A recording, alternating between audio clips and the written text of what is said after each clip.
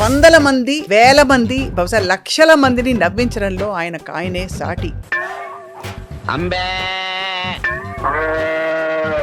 అరిచేతులు ఉవ్వోగేదో తెలియక సస్తనా.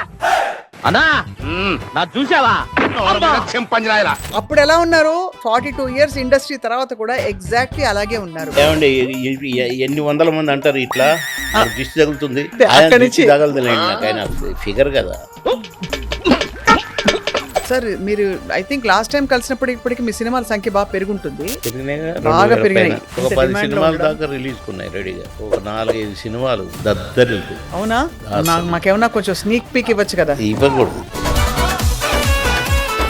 కోట శ్రీనివాసరావు గారు, బ్రహ్మానందం గారు, మీరు ముగ్గురు బెస్ట్ ఫ్రెండ్సా? బెస్ట్ ఫ్రెండ్స్ కాదు, కొద్దిగా. కానీ ఎవరితో ఎక్కువ? ఒక దశలో బ్రహ్మానందం గారితో వద్దండి. ఒక దశలో మేమిద్దరం బాబు మోహన్ ఉంటే మేము చెయ్యము అని బాహాటంగా ప్రొడ్యూసర్ కౌన్సిల్కి పోయింది. ఒకరైతే వెళ్ళిపోయారు మహానుభావులు, కోట శ్రీనివాసరావు గారు. బాబు మంచోడు. చుక్కల్లో కెక్కినాడు చక్కనోడు, ఎప్పటికీ ఎవ్వరికి చిక్కనోడు. ఒకే కంచంలో ఇద్దరం భోంచేసుకోవాలి. రే తొందర రారా, నేను వేరే షూటింగ్ పోవాలి అని నా ముద్ద కలిపి పెట్టేవాడు. ఇది కూడా తట్టుకోలేకపోయినారు కొందరు. వీళ్ళిద్దరు ఎంత క్లోజ్గా ఉంటారు ఏంటి.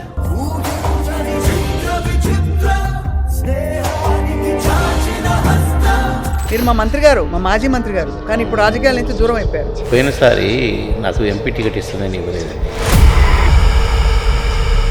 నాకు ఇవ్వకుండా అమ్ముకున్నా. ఓపికను పరీక్షిస్తున్నారు. మైకు పెట్టాననుకోండి. బీజేపీలో కూడా బండి సంజయ్ని నేనే గెలిపించిన ఇన్ఛార్జ్ ఉండి. రఘునందన్ బై ఎలక్షన్ గా కూడా నేనే ప్రచారం చేసిన దుబ్బాక. ఈటల రాజేందర్ గారిని ఆఖరి రోజు నా స్పీచ్ అయిపోయింది వచ్చి ఇట్లా పట్టుకున్నాడు నన్ను. అన్నా నన్ను గెలిపించినవే. అలాంటి నన్ను వదులుకుంటారంటే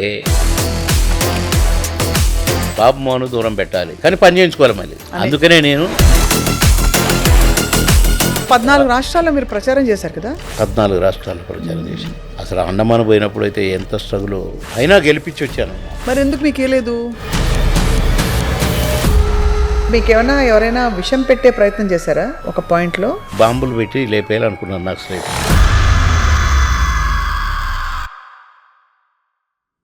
అందరికీ నమస్కారం and welcome to Suman TV. వందల మంది, వేల మంది, బహుశా లక్షల మందిని నవ్వించడంలో ఆయనే సాటి. 42 సంవత్సరాల తన ప్రయాణంలో ఇప్పటి వరకు అందరినీ నవ్విస్తూ, అందరినీ కవ్విస్తూ, వైవిధ్యభరితమైన పాత్రలు వేస్తూ, అప్పుడు ఎలా ఉన్నారో ఇప్పుడు కూడా, అంటే 42 years ఇండస్ట్రీ తర్వాత కూడా ఎగ్జాక్ట్లీ అలాగే ఉన్నారు. సరే, ఏమండి ఎన్ని వందల మంది అంటారు ఇట్లా దిష్టి తగులుతుంది, దిష్టి తగులుతుంటారు. అయితే ఆపేస్తున్నా. అయితే అక్కడి నుంచి తగలదులేండి, నాకు ఆయన ఫిగర్ కదా. Figure sir. ఓ ఇండియాలోనే సోలో అందగాడు. అదేదో మీ డైలాగ్ ఉంది సార్. ఏంటి సార్ అది?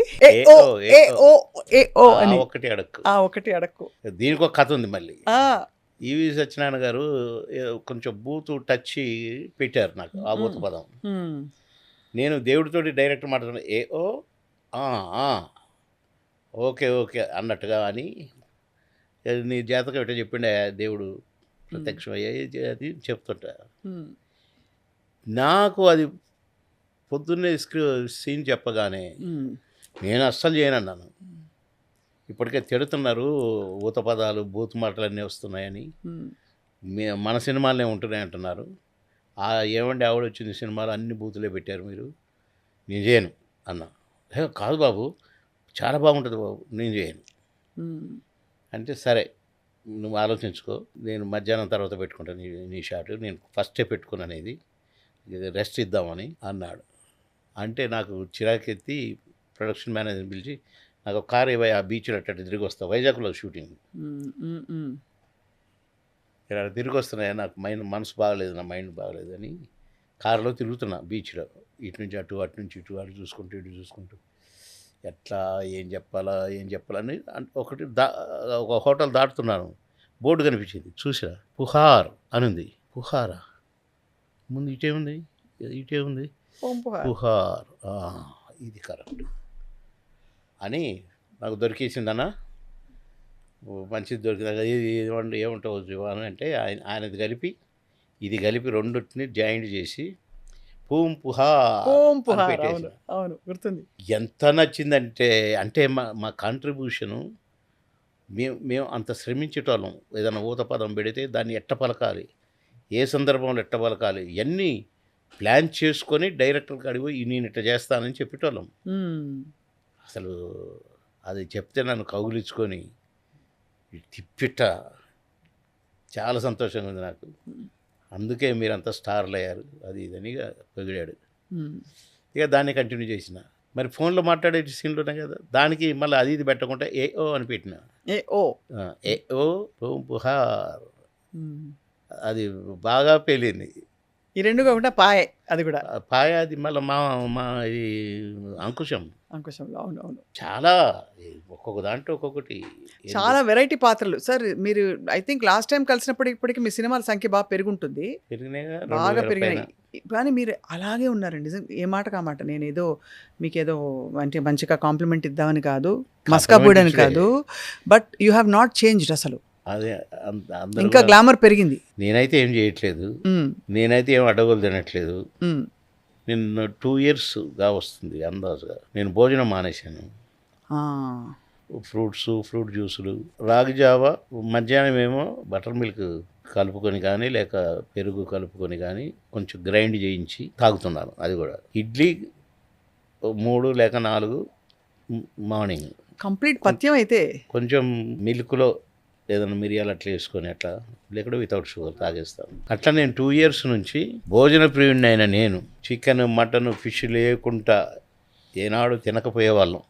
ఫోర్స్ఫుల్గా ప్రొడ్యూసర్లు మా మీద ప్రేమతో తెప్పించేది, మేము అడగటోళ్ళం కాదు. ఏనాడు లంచ్ ఏంటని నేను ఎప్పుడు అడగలేదు. ఒకసారి మాత్రం రామోజీ ఫిల్మ్ సిటీలో బయట నుంచి తెప్పించారు. బాబుమోహన్ ఈ వెజిటేరియన్ తినడు అని రామోజీ ఫిల్మ్ సిటీ హోటల్లో నా కొరకని చికెన్ కర్రీ తెప్పించారు బయట నుంచి.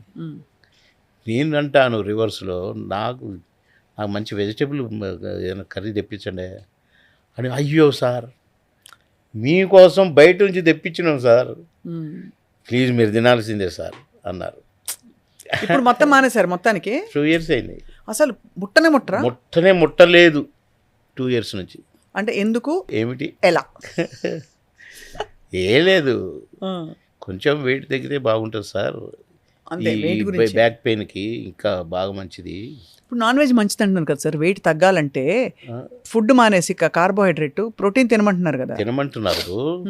నేను ఆ షూటింగ్లో పడిపోయాను కదా 1 year 1.5 year బ్యాక్. అవునవునవునవును. దాని తర్వాత వద్దు ఫ్యాట్ తగ్గించండి, బాగా స్లిమ్ అవ్వండి అంటే నేను పెద్దగా ఏమి లేను. అంతకుముందే మనం కలుసుకున్నాం. అవును, నెక్టార్ గార్డెన్లో ఇంటర్వ్యూ చేశాం కదా సార్. ఇంటర్వ్యూ చేశాను. అవునవును. పెద్దగా లేను కానీ డాక్టర్లు చెప్పారు, సరే నేను ఈ నొప్పిని తట్టుకోలేక ఏమైనా కానీ ఈ నొప్పిని భరించే పొజిషన్లో లేను నేను అని ఫిజియోథెరపీలు చేయించి 2 years నుంచి 2 రోజులకోసారి ఫిజియోథెరపీ జరుగుతూనే ఉంది. ఇంకా అట్లాగా కొద్దిగా ఏం చేయలేదు, నేను కష్టపడలేదు. కానీ అందరూ బ్లెస్ చేస్తున్నారు నన్ను, అలాగే ఉన్నాం అని. ఇంకా రాకింగ్ అసలు మీకు. అంటే ఇంకా సినిమాలు మీ కొత్త సినిమాల కోసం అందరు వెయిటింగ్. 10 సినిమాలు చేస్తున్నాను ఇప్పుడు. సూపర్ కదా, ఇంకేం కావాలి సార్ అసలు. ఒక 10 సినిమాల దాకా రిలీజ్కి ఉన్నాయి రెడీగా. దాన్ని డబ్బింగ్లు రికార్డింగ్లు జరుగుతున్నాయి. ఈ రిలీజ్కి రెడీ ఉన్న 10 ఒక 4-5 సినిమాలు దద్దరిల్తాయి. అవునా? మాకేమన్నా కొంచెం స్నీక్ పీక్ ఇవ్వచ్చు కదా. ఇవ్వకూడదు అయితే ఏం క్యారెక్టర్ ఏమైనా మారి వస్తున్నాయి క్యారెక్టర్లో అట్లాగే? అంటే కామెడీ కమ్ విలన్ కమ్ అట్లా? అప్పుడు క్యారెక్టర్లకు ఇప్పుడు క్యారెక్టర్కి సంబంధం లేదు. ఒక సినిమాలో ఫాదర్గా వేస్తున్నాను. వాడిని నేను అసలు ఎందుకు పుట్టారు నాకు అని తిడుతుంటాను ఇప్పుడు. అసలు కారణం లేకుండా కూడా తిడుతూనే ఉంటాను. వచ్చావా, ఏం వెళ్ళగా పెట్టావు, నా ముందు ఉండక వెళ్ళిపో, కారణమే ఉండదు, తిడతాను. అలాంటి వాడి కోసం ఎంతమంది వచ్చినా నరికి పారేస్తాను రా, పదం అని తీసుకోనికి సపోర్ట్ ఇచ్చి ఆవిడ ఒక అమ్మాయిని లవ్ చేస్తాడు, ఆ అమ్మాయి లవ్ చేయదు, వీడు పిచ్చుడు అయిపోతుంటాడు. ఏంట్రా అని అంటే చెప్తాడు. అప్పుడు పోయి భలే ఉంటుంది, అక్కడ డైలాగులు ఉంటాయి. ఒక పెద్ద మనిషిగా. సో అన్ని రకాల క్యారెక్టర్స్ అయితే మీరు ఫుల్గా ఎంజాయ్ చేసి వేసేస్తున్నారు బ్రహ్మాండంగా. ఇప్పుడు 10 రకాల, ఇప్పుడు నా 2000 సినిమాలు దాటినాయి కదా. 2000 సినిమాలు ఎవరైనా వింటున్నారా? పైన దేవతలు అలాగే ఆడియన్స్లు మీరు ఆల్రెడీ చూస్తారా? జీవించారు ఒక దేవత అమ్మమ్మమ్మ సార్ గ్లామర్ వచ్చింది ఇంకా సినిమాలు పెరుగుతాయి అన్నారు. అవును ఇప్పుడే. సార్, ఈ మరి కలర్ కూడా మీకు బాగా సూట్ అవుతుంది సార్ చాలా. అంటే ఐఎమ్ టాకింగ్ అబౌట్ ఈ చారల్ చొక్కా ఏమో మేడం ఇది మస్తు మంచిగా సూట్ అయింది మీకు.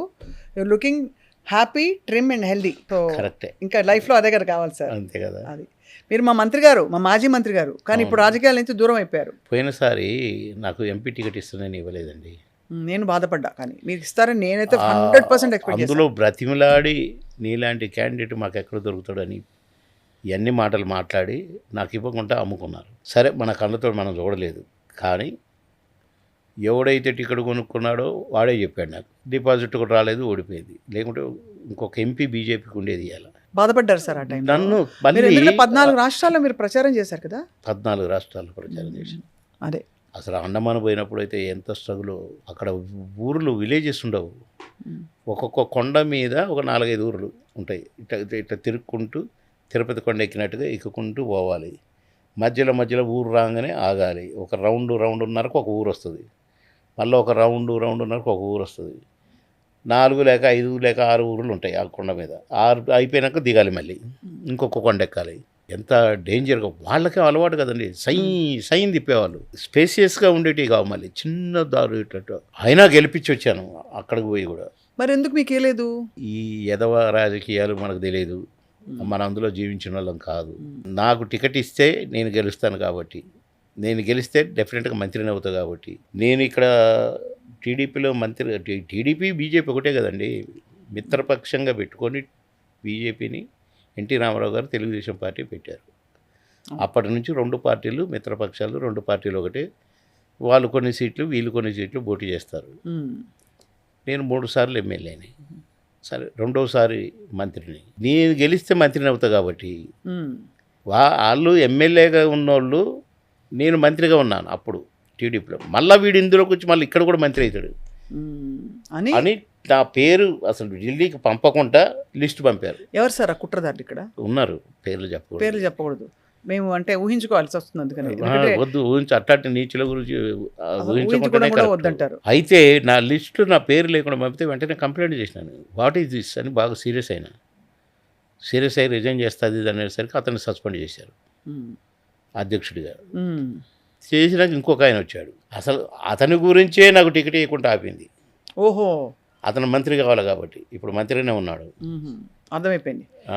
ఇప్పుడు ఐ థింక్ చూసే వాళ్ళందరికీ అన్నీ అర్థమయ్యాయి. దానికి నేను ఓడిపోయి 14 రాష్ట్రాలు 15 రాష్ట్రాలు తిరిగి ప్రచారం చేయడానికైనా నాకు ఒంట్లో బాగోలేదు అని మొన్న ఈ మధ్య ఎలక్షన్స్ అన్నీ నేను పోలేదు ప్రచారానికి. వాళ్ళు గ్రహించారా మీరు కొంచెం బాధపడ్డారని? వాళ్ళకి సంతోషం కదా ఆ 2-3కి. ఆ 2-3 ఓకే, బట్ అధిష్టానం తెలుస్తుంది కదా, మీ పవర్ అధిష్టానం తెలుసుకోవాలి. తెలుసుకోకపోతే అయితే ప్రస్తుతానికి అఫీషియల్ గా మీరు బీజేపీలో ఉన్నట్టే కదా. ఉన్నట్టే కానీ సైలెంట్ గా ఉన్నారు. ఒంట్లో బాగలేదు, ఒంట్లో బాగలేదు, నేను ప్రచారం తిరగలేను. మళ్ళీ వస్తున్నాయి కదా సార్. ఎంత ఇలా మీరు ఈ 10 సినిమాలు చేసి తిరిగేసరికి ఎలక్షన్స్ వచ్చేస్తాయి. ఇంకా 2 ఇయర్సే కదా సార్. దానికి కాదు, అసలు ఇంత ద్రోహం పార్టీకి చేసిన వాళ్ళని ఎందుకు శిక్షించట్లేదు పార్టీ? నేను ఎక్కడికి పోయినా నేను బీజేపీ టీడీపీ కండవలు వేసుకొని తిరిగి ప్రచారాలు చేసిన వాడిని. నేను టీడీపీ పార్టీ పుట్టిన దగ్గర నుంచి ఈ 30-40 సంవత్సరాలు కూడా నేను బీజేపీ కండవ, టీడీపీ కండవతోనే ఉన్నాను. ఇంకో పరపార్టీ కండవలు ఎక్కడ వేసుకోలేదు, నేను తిరగలేదు, ప్రచారాలు చేయలేదు ఎవరికి. కానీ నా ఓపికను పరీక్షిస్తున్నారు. మైకు పెట్టాననుకోండి, ఆ వచ్చే 4 సీట్లు కూడా రావు. ఎందుకంటే నాకు లేడీస్ ఫాలోయింగ్ ఎక్కువ. లేడీస్ ఓట్లు, జెంట్స్ ఓట్లు ఈక్వల్గానే ఉంటాయి. అవును, మన జూబ్లీహిల్స్ ఎలక్షన్కి చెప్పిన నేను, నన్ను ప్రచారం కన్నా వాడుకోండి, నాకు ఒంట్లో బాగలేకుండా నేను తిరుగుతాను, డిపాజిట్ అని వస్తుంది పార్టీకి. ఈ ట్రిప్పులో బీజేపీ గెలిస్తే ఒక ఊపు వస్తుంది, నెక్స్ట్ అసెంబ్లీ ఎలక్షన్లో గెలవటం ఈజీ. అందుకు మళ్ళీ అని నేను చెప్పానండి. మీరు అన్నట్టుగానే డిపాజిట్ కూడా రాలే. ఎందుకు పనికిరాని ఒక అనామకుడు, ఇందాక ఒక తమ్ముని పిలిచి గుండి పెట్టి తమ్ముడు కొద్దిగా అన్నం చూడండి, అలా అంతటా అనామకుడు ఆడికి ఇచ్చారు టికెట్. అదే నాకు ఇచ్చుంటే హ్యాపీగా ఇచ్చుండొచ్చు కదా మీకు. ఇచ్చుంటే ఇప్పుడు నేను ఎమ్మెల్యేగా ముందు మళ్ళీ ఎట్లంటే జూబ్లీహిల్స్ కాన్స్టిట్యున్సీ అంటే బీజేపీ పెద్దలు వినాలి, సినిమా వాళ్ళ అడ్డా. అవును, మీకంటే ఎవరుంటారు బెటర్ పర్సన్? అది అట్టు ఉంచుదాము. సినిమా వాళ్ళ అడ్డా. ఇప్పుడు చనిపోయిన ఆయన 3 సార్లు ఎమ్మెల్యే.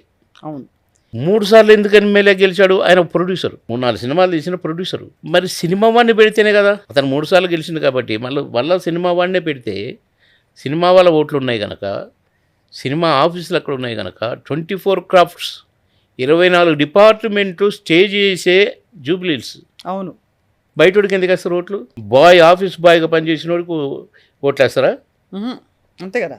ఒక ప్రొడ్యూసరో ఒక యాక్టరో ఉంటే అందులో నాకు మంచి పేరు, ఎక్కడ కాంట్రవర్సీ లేదు. 42వ సంవత్సరం రన్నింగ్ సినిమా యాక్టర్ అయిన ఫస్ట్ సినిమా నుంచి నాకు ఎక్కడ లేటుకు వస్తుందని కానీ, 16-17 సంవత్సరాలు ఒక టైంలో, మాయలోడు కంటే ముందు మామగారు తర్వాత ఆ పీరియడ్లో 16-17 సంవత్సరాలు రౌండ్ ద క్లాక్ పనిచేశాను నేను. 6 షిఫ్ట్లు పనిచేశాను పర్ డే. ఎక్కడ చిన్న బ్యాడ్, టైం అంటే టైము, సిన్సియారిటీ అంటే సిన్సియారిటీ, అసలు డైలాగును ఎన్ని రకాలుగా పలకాలను అన్ని రకాలుగా ప్రాక్టీస్ చేసి మరి ఎవరో రాసిన డైలాగ్ని అది పుట్టించినట్టుగానే మాట్లాడతాడు ఆయన. క్యారెక్టర్లో లేనవే చేస్తాడు. అది ఇదన్నీ మంచి పేరు తప్ప, ఇప్పుడు షూటింగ్లు ఎగ్గొడతాడు, డబ్బులు అడుగుతాడు, డబ్బులు ఇస్తేనే షూటింగ్కి వస్తున్నట్టాడు. ఎక్కడ అన్ని షూటింగ్లు చేసినా కూడా నేను 80-85 సినిమాలు చేసేదండి పర్ ఇయర్. కానీ ఎక్కడ 6 షిఫ్ట్లు 16-17 సంవత్సరాలు పనిచేయటం ఏంటండి? నాన్న, నా బంగారన్న, నా చిరన్న, 6వ షిఫ్ట్ ఎప్పుడో తెలుసండి, తెల్లవారుజామున 4 to 6 మళ్ళీ 7 o'clock మళ్ళీ ఫస్ట్ కాల్ షీట్లో ఉండేది. ఒక్కోసారి అసలు బ్రష్ కూడా చేసేటోని కాదు, లంచ్ టైంలో బ్రష్ చేసేది, స్నానం చేసేటోని కాదు. అట్లే ఆ షూటింగ్ నుంచి డైరెక్ట్ అగటే షూటింగ్కి పోయేది. అంత బిజీ యాక్టర్ మీరు. ఒకటి అసలు అంత బిజీగా ఉండి కూడా బ్యాడ్ లేదు. వీళ్ళకి రోగం పుట్టిందనాలనా, ఇంటెన్షనల్గా పార్టీని జడగొడతారనాలనా, ఇది ఎవరు తెలుసుకోవాలి? పార్టీ తెలుసుకోవాలి, అధిష్టానం తెలుసుకోవాలి కదా సార్. అధిష్టానం నాలాంటి బెస్ట్, ఇప్పుడు నేను 3 సార్లు ఎమ్మెల్యేగా నన్ను దేవుడు అని పిలుస్తారు. ఇలాంటి దేవుడు మాకు ఎప్పటికుంటే బాగా ఎమ్మెల్యేగా అంటారు. కలవలేదు సార్ మన అమిత్ షా గారిని, వాళ్ళందరినీ వెళ్ళి కలిసి ఉంటారు. ఎన్నోసార్లు కలిశానండి. వాళ్ళు ఏమంటారు అంటే నేను ఈ విషయంలో నేను పోయి టికెట్ అడుక్కొని నాకు టికెట్ లేదు అట్లా కాదు, వాళ్ళ కంటపడ్డం, వాళ్ళకి తెలియడం అని తెలియకపోవడానికి లోకల్ అధిష్టానం తెలియదు, మనకు తెలియదు, నాకు తెలియదు, నేను చూడలేదు, నేను వినలేదు. కానీ నన్ను ఎప్పుడు ఇక్కడికి వచ్చినా అమిత్ షా గారు కానీ మోడీ గారు కానీ నన్ను పలకరించి యాక్టర్ అని నన్ను ఎంత గౌరవంగా పిలిచేదో. కితనే పిక్చర్స్కి అని అడిగండి ఒకసారి నన్ను. చెప్పిన సంఖ్య, ఏ క్యారెక్టర్లు అంటే చెప్పిన, ఓ మై గాడ్, అరే క్యా బాత్ అయ్యే అన్నాడు మోడీ గారు ఇట్లా చేతులు పెట్టి. ఆ ఫోటో ఉంది నా దగ్గర. భలే నన్ను మెచ్చుకుంటుంటే, ఇన్ని క్యారెక్టర్లు, ఇన్ని సినిమాలు అని చెప్తే, కితనా లాంగ్వేజ్ ఓన్లీ తెలుగు అన్నాడు. నేను చెప్పినప్పుడు అన్ని భాషల్లో నటించిన తెలుగు యాక్టర్ను నేను. అన్ని భాషల వాళ్ళు వచ్చి తెలుగులో యాక్ట్ చేశారు. తెలుగువాడు అన్ని భాషల్లో నటించినవాడిని నేనే సార్, ఓన్లీ మై సెల్ఫ్. ఎన్ని లాంగ్వేజెస్ సార్? తెలుగు, అన్ని, ఆల్మోస్ట్ కన్నడ, అన్నీ. మళ్ళీ అసలు అన్ని, కన్నడ, తమిళ్, తెలుగు ఎక్కువ. మిగతా హిందీ కూడా చాలా. అమరీష్ పూర్ తోటి చాలా 3-4 సినిమాలు చేసిన. నా అభిమాని ఎవరో తెలుసు అసలు, ఒక హీరో నా కోసమని ఎవరి గోల వాడి సినిమా కొనుక్కున్నాడు ఆయన. కొనుక్కొని అది సినిమా తీయాలని అనుకుంటే హిందీలో ఈ 35 మంది కమెడియన్స్ ఎవడి గోల వాడిలో. ఈవి సత్యనారాయణ అంతా అన్ని ప్రయోగాలే కదా. కానీ అక్కడ 3-4 ఉన్నారు కమెడియన్స్. బయర్స్ కానీ వద్దు, హిందీ వాళ్ళని పెట్టుకుంటే అందరిని తెలుగు వాళ్ళని పెట్టేస్తే, ఈ లోపల ఎవడన్నా దాన్ని డబ్ చేసి వదిలేసాడు అనుకో, నీ సినిమా పోద్ది, చాలా డబ్బులు పెట్టుకున్నావు నువ్వు అని ఆపేశారు. ఇప్పటికీ గోవింద గారి దగ్గరనే ఉంది ఆ సినిమా. గోవింద గారు మీ ఫ్యాన్ అయితే? నా ఫ్యాన్. ఒకరోజు 11:12 ప్రాంతంలో నేను దూరంగా చేరేసుకొని టీ తాగుతున్నాను. నైట్ టీ అయ్యి దాసరి గారి గొంతు వినపడదు నాకు. దాసరి గారి షూటింగ్. వాడిని బాబుని పిలవండి, ఏ గాడిద కొడుకు రావు, బాబు మోహన్కి టీ తెచ్చి ఇచ్చింది. ఇప్పుడు అంటే నాకు ఇవ్వలేదు, అడిగితే లేదని చెప్పారు. బాబు మోహన్ గడికి అక్కడి నుంచి వచ్చింది కాఫీ అని. పిలవండి బాబుని పిలవండి. నన్ను బాబు అనే పిలిచేదండి. బాబు నువ్వు నా బిడ్డవురా అనేవాడు.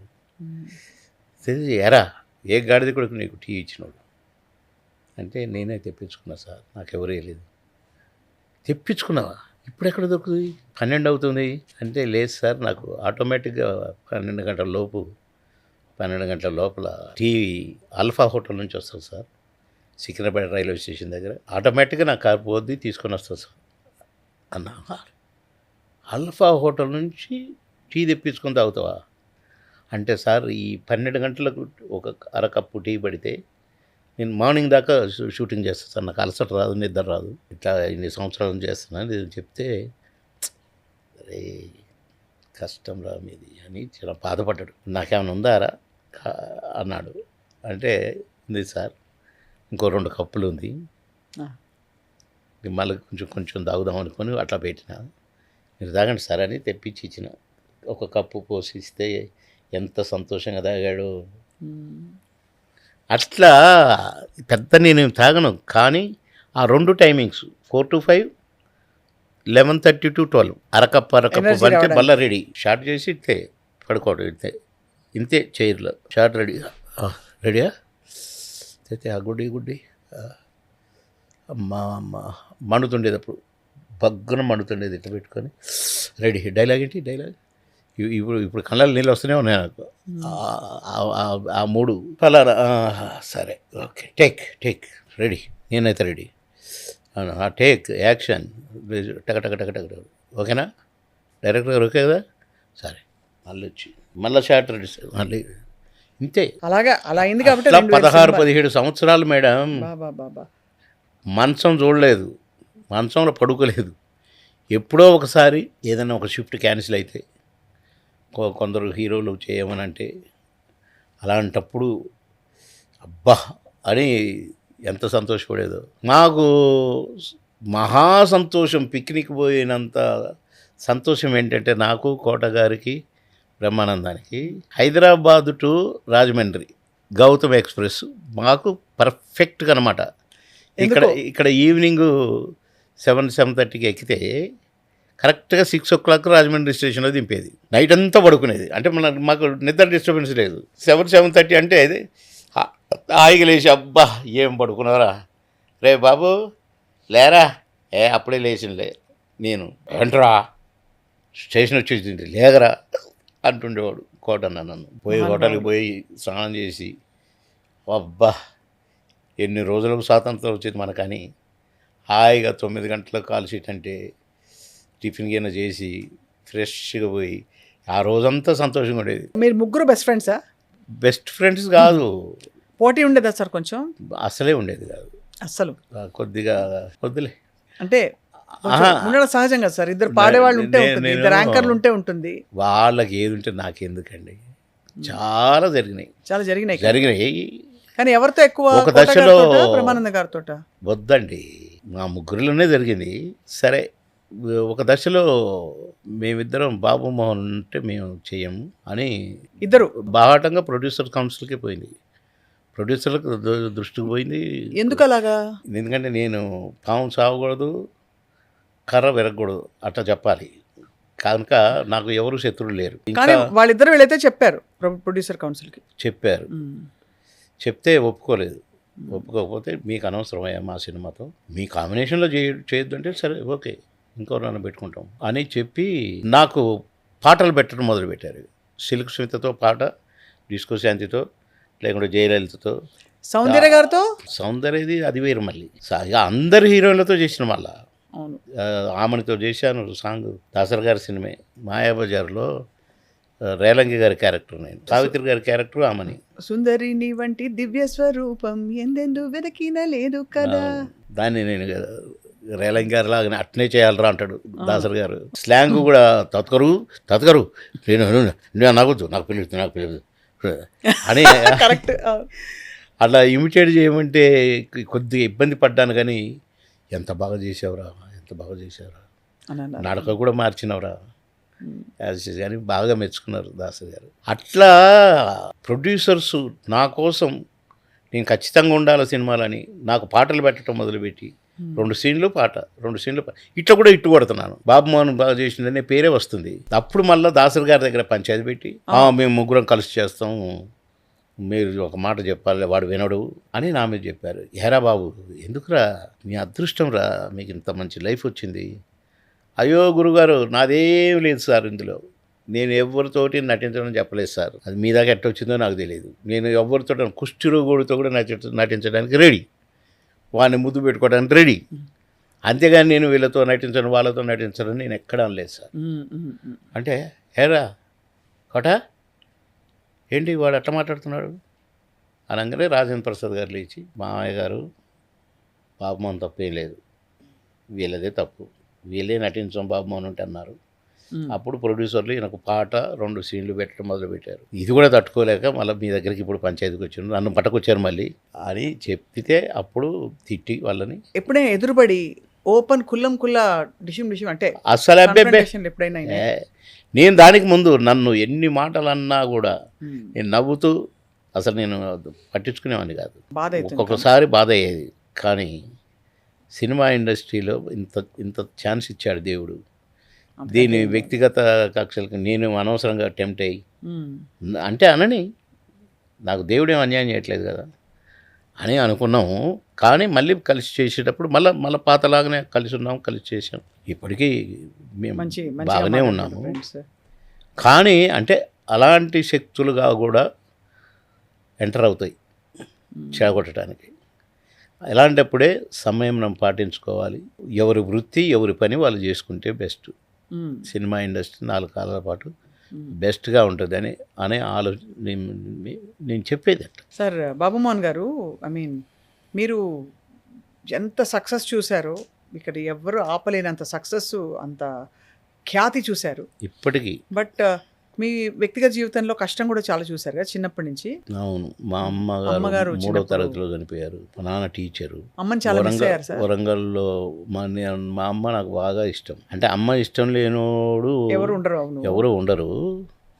కానీ నేను స్కూల్ నుంచి రాగానే మా అమ్మ ఎక్కడ కూర్చుంటే అక్కడ కూర్చునేది. మా అమ్మ వంట చేస్తుంటే పక్కన కూర్చునేది. అమ్మ భుజం మీద చేయబెట్టి, తొడ మీద చేయబెట్టి ఏం వండుతుంది అట్లా చూసి ఆడపిల్లలాగా నేను హెల్ప్ చేసేది. అంత చిన్న వయసులు కూడా గుర్తున్నాయి నాకు ఇప్పటికీ. 3వ తరగతి అంటే ఎంత చిన్నవాళ్ళం కదా, 6 ఏళ్ళు 7 ఏళ్ళకుంటూ ఉండవు. తర్వాత మీ చెల్లికి మీరే పెద్దయ్యారు. నేనే ఫ్రెండ్ ఏంటి, తండ్రి కూడా నేనే. కొన్నాళ్ళు మా నాన్న కొద్దిగా అప్సెట్ అయ్యి ఉద్యోగం కూడా వదిలేసి ఇటు వెళ్ళిపోయాడు. 2 ఇయర్స్. 2 ఇయర్స్ తర్వాత మళ్ళీ వచ్చి మళ్ళీ డ్యూటీలో జాయిన్ అయ్యాడు. మళ్ళీ అప్పుడు మేము సెట్ అయిపోయినాం. మా చుట్టాలు ఎవరు చూడలేం మమ్మల్ని. నేను ఆ 3వ తరగతిలో ఉండి ఒక చెల్లిని పెట్టుకొని పెద్ద ఇల్లు పొద్దున్నే లేపుకొని ముఖం కడిగించి స్నానం చేయించి బట్టలు వేసి స్కూల్కి తీసుకుపోయి టీచర్లను బ్రతిలాడు. సార్ మా చెల్లి సార్, మా అమ్మ లేదు సార్, మీ క్లాసులో కూర్చొని సార్ అని. అమ్మాయి ప్లే స్కూలు, కానీ ఏదో ఒక క్లాసులో నాకు దగ్గర కనపడేటట్టుగా ఆ క్లాస్లోకి పోయి టీచర్తో అడిగి అక్కడ పెట్టి నేను మళ్ళీ చూసుకుంటూ ఓకే కూర్చుంది. అట్లాగే చదువుకున్నారు అంతే 5-6 తరగతులకు నేను కొద్దిగా సెట్ అయ్యాను. మళ్ళీ మా నాన్న రావటం, మళ్ళీ మేము కలిసి ఉండడం, ఖమ్మం షిఫ్ట్ అయిపోవటం. అప్పుడు మా అమ్మమ్మ ఊరిలో ఉన్నాం. మా నాన్న ఊరు మా అమ్మ ఊరు దగ్గర ఊరు, పక్క ఊర్లు. ఇక నాన్న టీచర్ కాబట్టి కొద్దిగా అక్కడ చేర్చినాక నేను సెట్ అయిపోయాను. నేను మా చెల్లి కూడా 1వ తరగతి 2వ తరగతికి వచ్చింది. మా నాన్న సెట్ అయ్యాడు కనుక మేము కూడా సెట్ అయిపోయాము.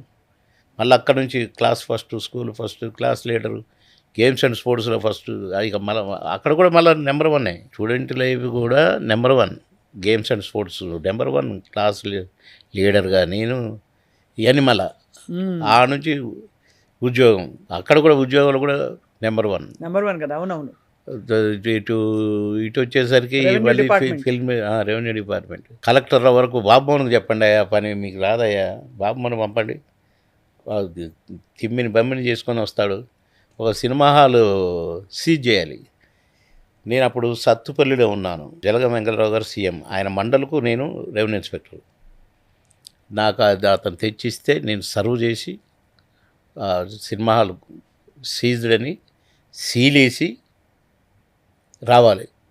అందులో ఫస్ట్ షో టైంలో అది దమ్ముంటుందండి ఎవరికన్నా. చంపేరు సినిమా హాల్ వాళ్ళు. కానీ నేను మామూలుగా పోయి కూర్చొని చూసి కాసేపు ఉండి ఆ టికెట్లు మొక్కలన్నీ ఏరి నేను అవన్నీ తీసుకొని కలెక్టర్ గారికి పంపితే నన్ను మెచ్చుకున్నాడు కదా. అసలు ఈ తెలివితేటలు నీకు అసలు ఐడియా ఎట్లొచ్చింది? టికెట్లు ఆ షోకు సంబంధించిన టికెట్ ముక్కలు చించుతారు కదండి. అవునవును. అక్కడిని పడితే నేను ఒక 15-20 కలెక్ట్ చేసుకొని ఎవరైతే ఆ లెటర్ తీసుకొని వచ్చిండో అతనికి ఇచ్చి పంపించిన. సీజ్డ్ అని లెటర్ పెట్టి దాన్ని ఎంత మెచ్చుకున్నాడు కలెక్టర్. మొత్తం మీరైతే ఎక్కడున్నా మీరు సంపూర్ణంగా లీనమైపోయి మొత్తం చేశారంతా.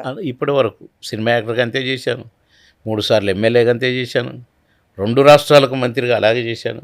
నాకు ఎక్కడ చెడ్డ పేరు లేదు అట్లా కూడా. కానీ బీజేపీ వాళ్ళకే అర్థం కావట్లేదు, అదే అర్థం కావట్లేదు. నాలాంటి వాడు పనికిరాడు. ఇప్పుడు ఏంటంటే విచిత్రం ఏంటంటే సార్, మీరు ఆ మధ్య బీఆర్ఎస్లో ఉన్నప్పుడు మీకు అదే టీఆర్ఎస్ టీఆర్ఎస్లో అప్పుడే తెలంగాణ వచ్చింది, అవును అప్పుడే టీఆర్ఎస్ వచ్చింది. ఇక నన్ను కేసీఆర్ గారు నేను బావ అని పిలుచుకుంటాం, బాగా క్లోజ్గా ఉంటాం.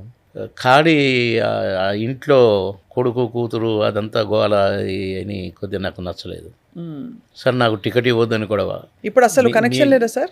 అసలు ఎప్పుడైతే ఈ గొడవ స్టార్ట్ అయిందో, సారీ నేను 5 నిమిషాలు టైం ఇస్తున్నాను, నేను కేసీఆర్ గారితో మాట్లాడి వెళ్తాను.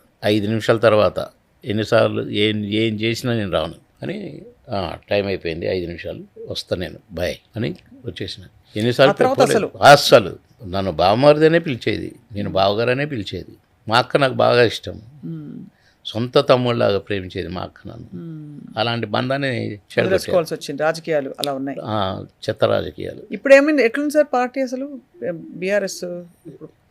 ఇక నేను పాలిటిక్స్ మాట్లాడకూడదు అని పెట్టుకున్నాను 3 సంవత్సరాలు. ఎట్లా సార్ మీరు నెక్స్ట్ మళ్ళీ రావాలి కదా మీరు సీన్ లో? అప్పుడు ఇంకా 2.5 సంవత్సరాల తర్వాత. ఇప్పుడు బీజేపీ బీఆర్ఎస్ కలుస్తాయని అంటున్నారు. ఏమో ఆ టైంకి అవన్నీ నాకు తెలియదు, తెలిసినప్పుడు నేను మాట్లాడకూడదు. ఎందుకంటే నేను మాట్లాడేటప్పుడు అప్పటికి నాకు సబ్జెక్ట్ కావాలిగా. అవును, ఎవరి గురించి మాట్లాడాల్సి వచ్చిన సబ్జెక్ట్ కావాలిగా. అది కాక ఇక నన్ను ఖచ్చితంగా పార్టీల తరపున ఆ మీటింగ్కి ఈ మీటింగ్ పంపుతారు, అది అలవాటే. నేను 3 సార్లు ఎమ్మెల్యేగా చేసినోని, అది అలవాటే. కనుక నాకు ఒంట్లో బాగలేదు, అది కూడా నేను కూడా సెట్ అవ్వాలండి కొద్దిగా. నేను ఇప్పుడు మంచిగా సెట్ అవుతున్నాను, కొద్దిగా స్టామినా అని చూసుకొని దూకుడు ఎట్లా ఏ రకంగా ఉంటే బాగుంటుంది అనేది అప్పుడు దూకి చూపిస్తా అంతే. మళ్ళీ అప్పటి నుంచి మీకు ఇవన్నీ కలిపి చెప్తా కదా. అన్ని మేము వెయిట్ చేస్తున్నాం మీరు అన్నీ చెప్తారని.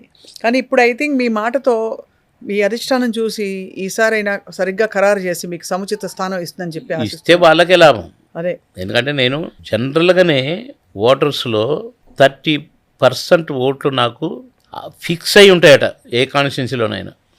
అందుకని నేను ఎవరికి ప్రచారంగా పోయినా గెలిచేది కదా. అంతే. బీజేపీలో కూడా బండి సంజయ్ని నేనే గెలిపించిన ఇన్ఛార్జ్గా ఉండి.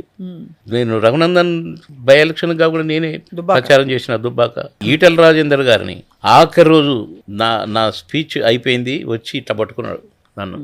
ఇట్లా పట్టుకొని, అన్నా నన్ను గెలిపించినవే, రుణపడిపోయినాయి, నీకు రుణపడిపోయినాయి అన్నాడు స్టేజ్ మీద లాస్ట్ స్పీచ్ దారు.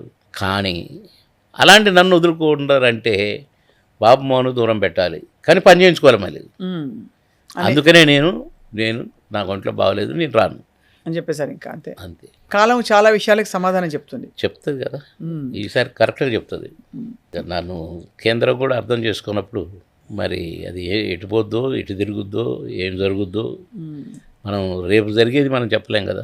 నిన్న జరిగింది ఇప్పుడు చెప్పుకోగలుగుతాం, కానీ రేపు జరిగేది చెప్పేంత ఋషులం కాదు మనం, లేకపోతే మంత్రతంత్రాలు తెలిసిన వాళ్ళం కాదు. చూద్దాం ఏం జరుగుతుందో చూద్దాం. నా వృత్తి నేను చేసుకుంటున్నాను, నాది పాలిటిక్స్ నా వృత్తి కాదు, సేవ కోసం. నా దేవుడు ఎన్టీ రామారావు గారు నన్ను ఎంతో లైక్ చేసేవాడు. తమ్ముడు ఎక్కడున్నారు రండి, మీరు అక్కడికి వెళ్ళాలి ప్రచారానికి అని పిలిచేవారు నన్ను ఎన్టీ రామారావు గారు. షూటింగ్లో కూడా మేజర్ చంద్రకాంత్, అవును, దాంట్లో షూటింగ్కి రాగానే తమ్ముడు ఎక్కడ రమ్మనండి, నేను వచ్చి కూర్చుంటే పక్కన, తమ్ముడు చెప్పండి మా గురించి ఇంకేం మాట్లాడతారు మీరు అనుకుంటూ ఊక్కుంటూ ఎంజాయ్ చేసుకుంటూ నేను మాట్లాడుతుంటే వినేవాడు. నన్ను ఎంత ప్రేమించేవాడు. క్యాబినెట్ మీటింగ్ జరుగుతుంటే పోయినా ఒకసారి నన్ను, బాబు మోహన్ ఎప్పుడు వచ్చినా తమ్ముడిని ఆపొద్దు, నా దగ్గర పంపించండి, పాపం చాలా సినిమాలు చేస్తుంటాడు, నా కోసం వస్తాడు నా తమ్ముడు అని అనేవాడు. ఒకరోజు గబక్కన ఉన్నారు అన్నగారు ఎక్కడ అని అంటే, పోండి సార్, మిమ్మల్ని ఆపలేం కదా మేము, పోండి.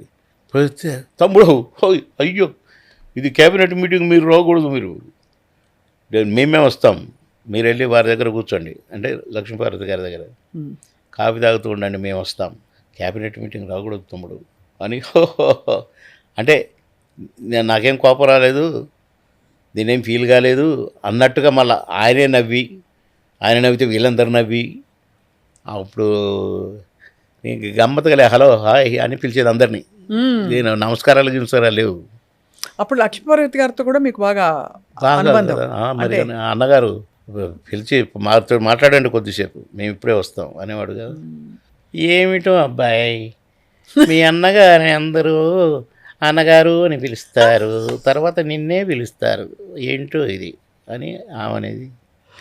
భలే భలే భలే సార్, అసలు మీరు నిజంగా కళాకారుడు sir, at heart, completely hard core sir. ఇప్పుడు మీరు ఓకే, మీరు నటించిన సాంగ్స్ అన్నిట్లో మీకు బెస్ట్ జోడీ ఎవరు మీ దృష్టిలో? సిల్క్ స్మిత గారు అని కాదండి, సిల్క్ డాన్సరు అందగైతే చాలా అందంగా ఉంటారు సార్ ఆవిడ. అంటే అంటే మేము ఎవరో చూడలేదు, photogenic పర్సనల్గా చూడలేదు చూసి- కాబట్టి అలా అడుగుతున్నాం. కొద్దిగా కలర్ ఉంటారు, బ్లాక్ ఉంటారు, కానీ ముఖంలో కళ, ఆ అమ్మాయి నటన, అమ్మాయి చూపు, ఆ అమ్మాయి డైలాగ్ డిక్షనే వేరుగుండేది. ఏ బాస్ ఎక్కడికి వెళ్ళాను నిన్న రాలేను అని అట్లా మాట్లాడేది నాతో. చాలా సాడ్ గారు సార్, ఆవిడ వెళ్ళిపోయారు. సౌందర్య గారు వేరే పరిస్థితుల్లో వెళ్ళిపోయారు. పాపం. మీకు బాధేస్తుంది అక్క తలుచుకుంటే, చాలా ఎంత బాధేస్తుంది. మీరు అందులో చాలా ఎందుకంటే సెన్సిటివ్ కదా. నన్ను ఎంతో అభిమానించేవాళ్ళు. చిన్న కందలతో పాటు చేయొద్దని చాలామంది పట్టుబట్టారు. మ్మ్. వద్దు, షూటింగ్ దగ్గరికే వచ్చి షూటింగ్ చేయడానికి వీల్లేదని. కానీ 1 year ఆడింది కదా ఈ సినిమా. 1 year 365 రోజు సెకండ్ షో హౌస్ఫుల్ చూశారు. మొత్తం అసలు తలుపులన్నీ తీసి బయట దాకా జనం. మాయలోడు కదా సార్ ఇది. మాయలేడు. అవును, ఇవన్నీ ఎవర్ గ్రీన్. 37వ సంవత్సరం నడుస్తుందంట ఆ సినిమా రిలీజ్ అయ్యి. మొన్న ఈ సినిమా ప్రొడ్యూసరు అచ్చిరెడ్డి గారికి అని చెప్తున్నారు, 37 సంవత్సరాలు కానీ నిన్ననే రిలీజ్ అయినట్టు ఉంటుంది ఇప్పటికీ ఆ పాట అవును. అని మెచ్చుకున్నారు కృష్ణారెడ్డి గారు, అచ్చిరెడ్డి గారు. మ్మ్, మ్మ్. క్యారెక్టర్కి ఒక క్యారెక్టర్ సంబంధం ఉండదండి. మ్మ్. ఇప్పుడు మాయలోడు ఉంది, డాడీ డాడీ మరే నాకు అది కావాలి డాడీ అని చేశాను. మళ్ళీ సాంగ్కి వచ్చేసరికి హీరో పిచ్చి క్యారెక్టర్ వేసి సాంగ్కి వచ్చేసరికి నన్ను ఒరిజినల్గానే చేయాలి, నువ్వు ఆ క్యారెక్టర్ లాగా చేయొద్దు అని అనేది డైరెక్టర్లు, ప్రొడ్యూసర్లు.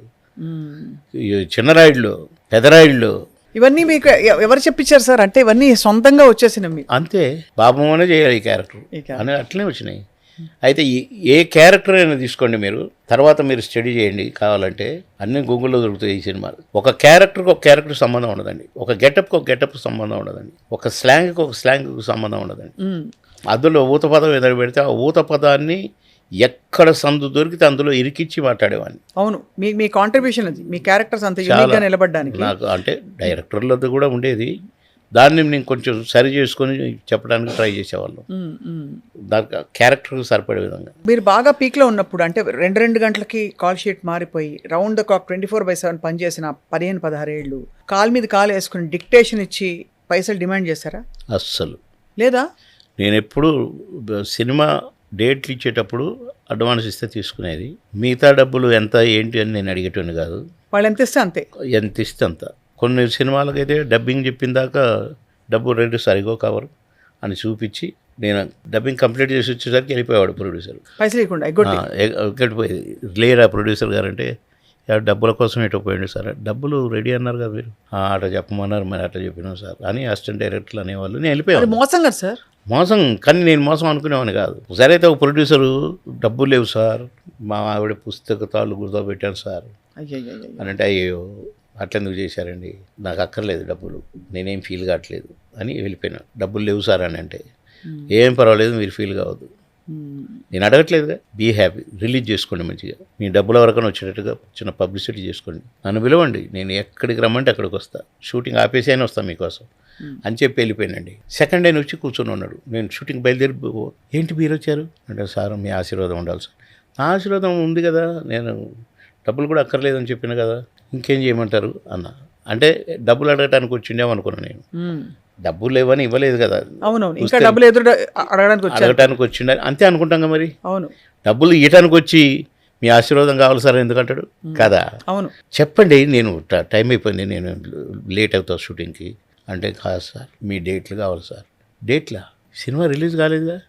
కాదు సార్, ఒక లక్ కలిసి వచ్చింది సార్, నాకు ఒక ప్రొడ్యూసర్ ఇద్దరం కలిసి చేద్దామని వచ్చాడు సార్, కానీ కండిషన్ పెట్టాడు, బాబు మనం ఉండాలి ఖచ్చితంగా, నువ్వే ఒప్పియాలి, నువ్వు ఉన్నావంటే చేయడు, నువ్వు డబ్బులు ఎగ్గొట్టినావు కదా, కానీ నువ్వే పోయి తీసుకురావాలి అని అన్నాడట.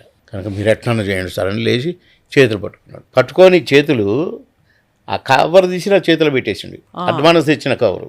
ఎందుకండి పర్వాలేదు మీరు అప్పులు గిప్పులన్నీ తీర్చుకోండి, నేను చేస్తాను, తప్పకుండా చేస్తాను. ఎన్ని రోజులు కావాలి? 12 రోజులు. ఓకే అన్నగానే కానీ మరి దానికి ఏమి ఇస్తావో చెప్పలేదు, దీనికి ఏమి ఇస్తావో చెప్పట్లేదు, డబ్బింగ్ అంతా చెప్పినాక డబ్బు లేవన్నావు అని అడగొచ్చు నేను. అవును. కానీ లేదు, నేను చేస్తున్నాను. చెప్పండి, ప్రొడ్యూసర్ గారు కూడా చెప్పండి. సో ఎవరితో ఎప్పుడు మీకు అలా కయ్యం కానీ అస్సలు. ఏమీ లేదు. సో సార్ ఇది అడగచ్చు అడగకూడదు, మీరు, కోట గారు, బ్రహ్మానందం గారు అత్యధిక సినిమాలు ఎవరు చేశారు? ముగ్గురులో మీరే కదా? నంబర్ వైజ్ నెంబర్ వైజ్ ఒక్కొక్క సంవత్సరం నేను 55 సినిమాలు చేస్తే, అంటే టోటల్గా నేను 55 చేస్తే 56, 57 బ్రహ్మానందం చేసేవాడు. బ్రహ్మానందం 60 చేస్తే నేను 58, 59 చేసేవాడిని. బ్రహ్మానందం 70 సినిమాలు చేస్తే నేను 72 చేసేవాడిని. సో అలా ఫ్లక్చుయేట్ అవుతూ మొత్తం సర్దుకునేది అక్కడ. మొత్తం ఒకసారి అయితే 85 సినిమాలు చేశాను నేను, 78 సినిమాలే చేశాడు. అంటే అట్లా నాకు ఇతర లాంగ్వేజ్ సినిమాలు కూడా ఉండేవి కాబట్టి ఎక్కువ కనపడ్డాయి ఓవరాల్ లెక్క. అంటే వాళ్ళు ఎందుకు ఇతర లాంగ్వేజ్ వెళ్ళలేదు? రాదుగా, ఇంగ్లీష్ మాట్లాడుతున్నా, డైలాగులన్నీ ఇంగ్లీష్లో రాసుకొని కరెక్ట్గా ఇప్పుడు తమిళ్ ఎలా పేస తెలియదు. తెలియదు. నేను తమిళ్, కన్నడ అయితే నేను రాసుకొని మన తెలుగు మాట్లాడటమే కదా. అవును.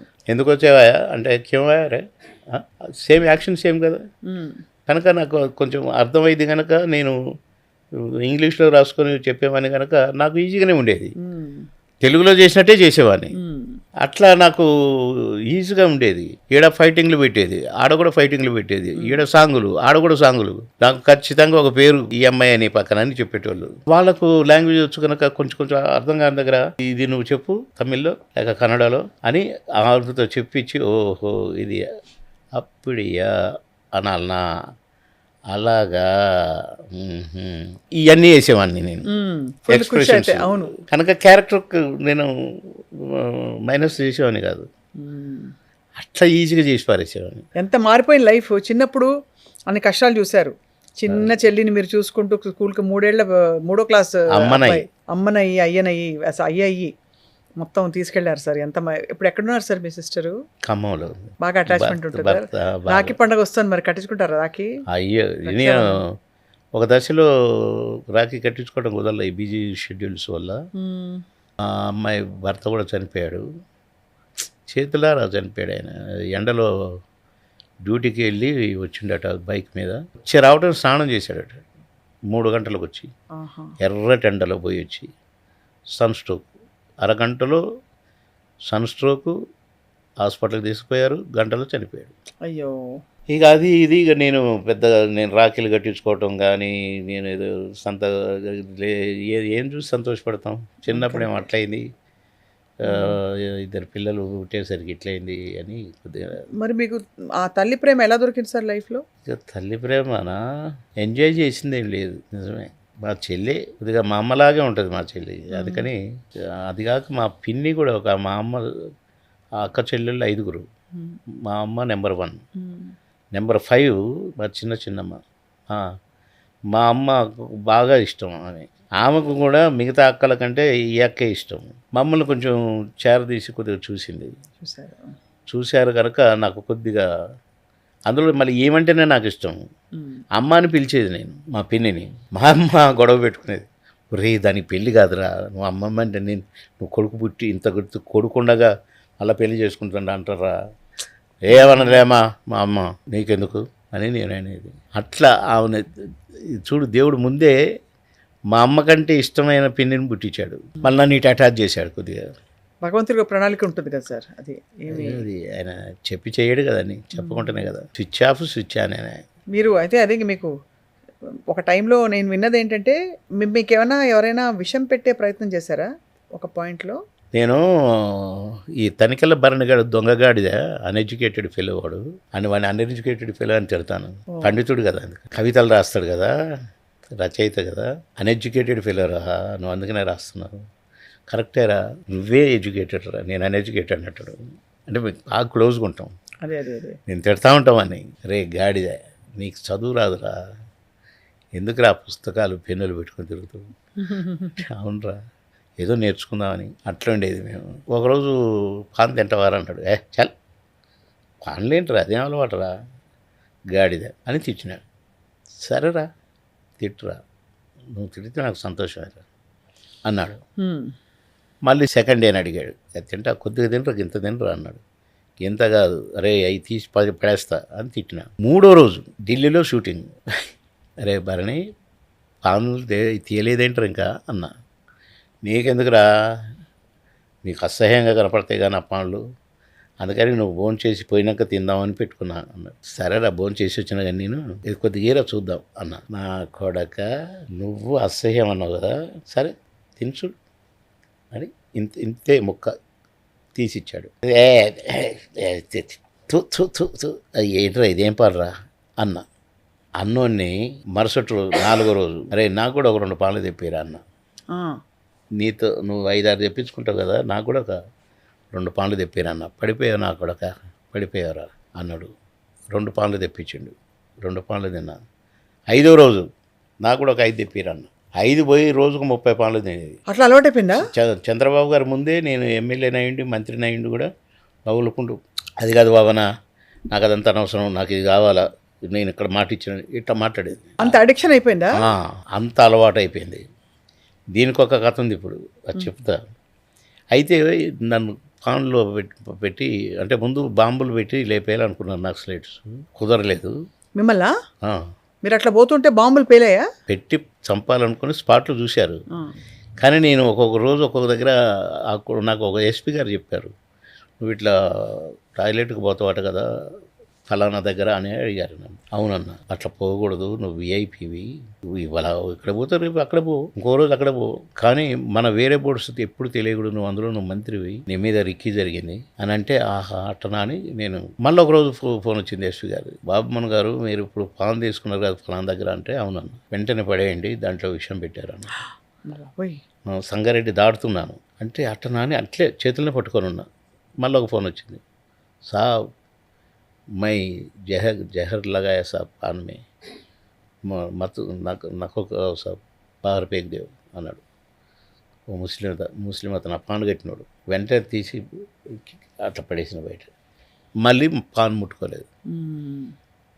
ఒకరోజు చంద్రబాబు నాయుడు గారు ఏంటి ఏదో మార్పు కనపడుతుంది అన్నారు. ఢిల్లీ నుంచి ఒక మంత్రి వస్తే భోజనానికి మన ఇంటికి తీసుకురా, నేను భోజనం ఇంటికి వస్తా, నేను ఎప్పుడు పోయినా బాగా చూసుకుంటాడు నన్ను అంటే తీసుకొని పోయినాం. భోజనం చేసి కూర్చున్నాం. చంద్రబాబు గారు నేను కూర్చున్నాం, ఇక్కడ ఆయన కూర్చున్నాడు.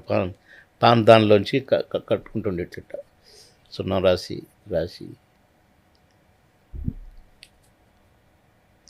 నన్ను ఇట్లా చూస్తున్నారు చంద్రబాబు గారు. నేను గమనించలే, ఆయన రాసుకోవడం చూస్తున్నాను. ఇట్లా చూశాడు నన్ను. అప్పుడు నేను చూసిన అని, సీఎం కదా, వద్దు సార్ ఎందుకు, కాదు సార్, అదే ఎందుకు అంటున్నా, ఎందుకు తినని అంటున్నావు. లేదు సార్ చెప్తే బాగుండదు, వద్దు సార్ నేను తినను సార్, మానేసింది సార్. మానేసావా నువ్వు? షోగ్గా తింటావు కదా పాను, నువ్వు నా ముందు కూడా నవ్వులుకుతూ నువ్వు ఇటు నొరంతా ఊపుకుంటూ తింటావు కదా, తిని ఇప్పుడు నేనే తినమంటాను కదా, కట్టి ఏమనాలనా అంటే, వద్దు సార్ ప్లీజ్ సార్, నేను తినను సార్, మేము ముందు తినను సార్, నాకు చాలా భయం సార్. భయమా? నేను ఎప్పుడు అట్లా భయంగా చూడలేదు నిన్ను అని అన్నాడు. అంటే నేను ఇక వద్దు సార్, చెప్పకూడదు సార్ అనే మాట్లాడతాను. అదొకటే మాట, తిను అని మాట ఆయన అంటున్నాడు. క్యా హోరా తుమ్ దోనో క్యా జగడ చల్రా క్యా అని ఆయన అన్నాడు. సాహిబ్ సింగ్ వర్మ అని ఢిల్లీ సీఎంగా పనిచేశాడు. తర్వాత ఇంకొక ఆయన సీఎం అయిన తర్వాత ఈయన దేశానికే లేబర్ మినిస్టర్, క్యాబినెట్ మినిస్టర్. ఎందుకు చెప్పాల్సింది ఇప్పుడు నాకు, నేను పోనీయను నేను అన్నాడు. అంటే నేను కట్గా చెప్తున్నా, అందుకనే అర్థమైంది, స్క్రీన్ ప్లే అర్థం అవుతుంది. అది కాదు సార్, ఇప్పుడు నేను పాన్ తిన్నాను అనుకోండి, మీకు కోపం వస్తుంది కదా సార్, మీ ముందు నేను పాన్ తినకూడదు కదా సార్, మరి తప్పు చేసినప్పుడు మీరు శిక్షిస్తారు కదా సార్, అందుకే తిన్నాను అంటున్నాను సార్ అంటాడు. లేదు ఎందుకు అట్లా అనుకున్నావు అన్నాడు. కాదు సార్, ఫలానా ఆయన తప్పు చేస్తే తీసేశారు కదా సార్ మంత్రి పదవి నుంచి, ఫలానా ఆయన తప్పు చేస్తే తీసేశారు కదా సార్, నేను పాన్ తింటే ఇది కోపం పెట్టుకొని నన్ను కూడా తీసేయచ్చు కదా సార్, నా మంత్రి పదవి పీకేయచ్చు కదా సార్ అన్న. మంత్రి పదవి పీకేయచ్చు కానీ అనగానే ఇక కడుపు అప్పటిదాకా పట్టుకున్నాడు 45 నిమిషాలు అందాజుగా. ఇక నవ్విండు పడి అరే క్యూ వస్తున్నాయి దోనో వస్తున్నాయి అప్ తక్ లడ్లియే అవసరమే అంటే ఇక నవ్వుకుంటూ చెప్పి ఇక నా గురించి ఏదేదో చెప్పిండు. ఇక అంటే అట్లా చేశాడు వాడు భరణిగాడు నన్ను పాన్ కట్ అలవాటు చేసి కట్ చేయడం చంద్రబాబు గంట సేపు నవ్విందాక చేశాడు. అప్పుడు ఈ మానేసినప్పుడు మళ్ళీ నేనే ఆశ్చర్యపోయినాను. ఉమ్. నేనే అలవాటు చేసుకున్నా. మీరే వాడు తినరంటే వద్దురన్నా, మరుసటి రోజు కొద్దిగా గీరన్నా, ఆ మరుసటి నాకు 2-3 దేరన్నా, 5-6 దేరన్నా. మళ్ళీ నేను రోజుకు 30 పాన్లు తినడానికి పోయినా. 30 పాలు తినేస్తారు 30 తినేది. జరదా వేసా నేను జరదా కాదు, కిమాం పాన్.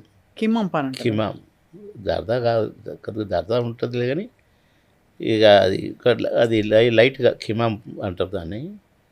అన్ని తినేటోడిని పాన్లో విషయం ఉంది పడేయండి అని అక్కడతో వదిలిపెడేశారు అంతే. మళ్ళీ ఈ రోజు వరకు no PAN, no PAN. Only PAN card sir, PAN card joke వేసాను సార్. పాన్ కార్డు ఉంది కానీ అది ఎప్పుడు ఇంట్లో పెట్టెలోనే ఉంటుంది. దాంతో అవసరం రాలేదు నాకు. అదే అర్థమైంది. లోన్లు తీసుకుంటే వాళ్ళకి అవసరం వస్తుంది, అప్పులు చేసే వాళ్ళకి అది అవసరం అప్పులు వస్తుంది. చేయలేదు సార్ ఎప్పుడు? ఎప్పుడు ₹1 కూడా అప్పు చేసే అవసరం మంచి అలవాటు సార్, చాలా గొప్ప అలవాటు. మీకు నమస్కారం నిజంగా ఈ విషయంలో. నాకు అవసరం రాలేదు కదా, దేవుడు ఇస్తూనే ఉన్నాడు కదా అదే ఎప్పటికప్పుడు. అది కరెక్టే. అప్పుడు అమ్మ చనిపోయినప్పుడు అంటే నాకేం తెలియదు, డబ్బులు అంటేనే తెలియదు. నా టీచర్సే నన్ను చూసుకునేవాళ్ళు. వాళ్ళ పిల్లలతో పాటు నేను భోంచేసేది, వాళ్ళ ఇంటనే వాళ్ళ పిల్లలతో పాటు. వాళ్ళకి అప్పుడు ఏం తెలుసు అసలు, ఇంత ఒక లెజెండ్ మా ఇంట్లో పుట్టారు, ఇలా మా స్కూల్లో ఉన్నాడని చెప్పి. ఒక టీచర్ మురళి సార్ అని ఉండేది, ఆయన చూసిండండి నేను సినిమా యాక్టర్ అవటం.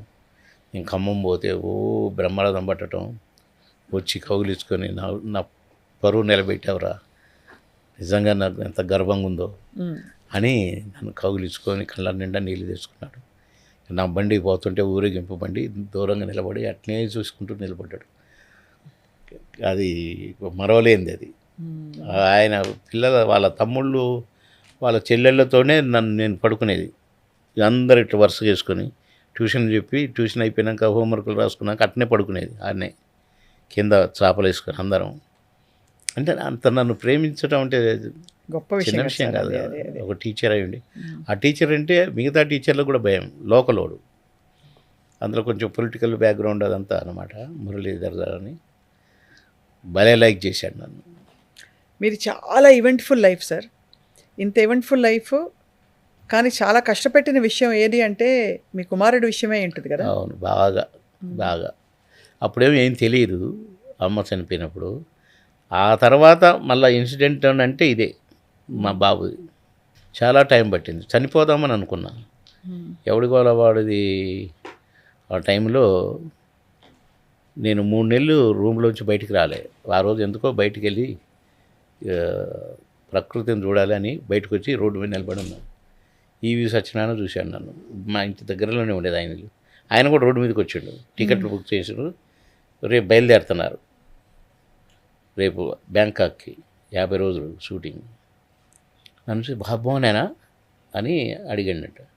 బాబుమోనే సార్ అంటే, అరే పిలవండి ఏమండి అయినా మన కంటికి కనపట్లేదు అంటే గబగబా మేనేజర్ పరిగెత్తుకొచ్చి నన్ను తీసుకుపోయాడు. సో ఈవీ గారు రమ్మంటున్నాడు. ఏం బాబుమోహన్ ఇట్లా అయిపోయినావు అంటే, చనిపోదాం అనుకున్నా, ఎందుకు బతకాలని ఇష్టం లేదు, బాబు దగ్గర జరిగినాక నాకు ఏంటో పిచ్చోళ్ళలాగా అయిపోయిందన్న. బాగానే పేరు సంపాదించి అన్నీ చేసిన కదన్న, చదువుకోవటం కూడా బాగా చదువుకున్నా. ఇక చాలే అన్న పిచ్చిమాట మాట్లాడకు, రాను నాతో రా, రేపు మేము ఎవడు కూడా వాళ్ళ షూటింగ్ బ్యాంకాక్ వెళ్తున్నాం, నువ్వు ఇప్పుడు పోయి బట్టలు సర్దుకొని అన్నీ తెచ్చి నాకు ఇంట్లో పెట్టు, నీ సూట్ కేసు అన్నీ, మనం ఇద్దరం కలిసి నా కార్లోనే మనం ఎయిర్పోర్ట్కి వెళ్తున్నాం, మీరు ఏం చేస్తున్నారో ఎంతైనా కానీ టికెట్ కొని పారేయండి అని చెప్పాడు. టికెట్ తయారైంది. మరుసటి రోజు మధ్యాహ్నం బయలుదేరినాం, ఎయిర్పోర్ట్కి వెళ్ళినాం. 46వ రోజు నాకు వర్క్ అయిపోయింది. నేను మామూలు బాబుమోహన్గా హైదరాబాద్ వచ్చిన, ఒక్కరిని పంపిండు నన్ను. అంటే వర్క్ మిమ్మల్ని రక్షించింది. అందులో లీనమైపోయేసరికి అంత మర్చిపోయాను.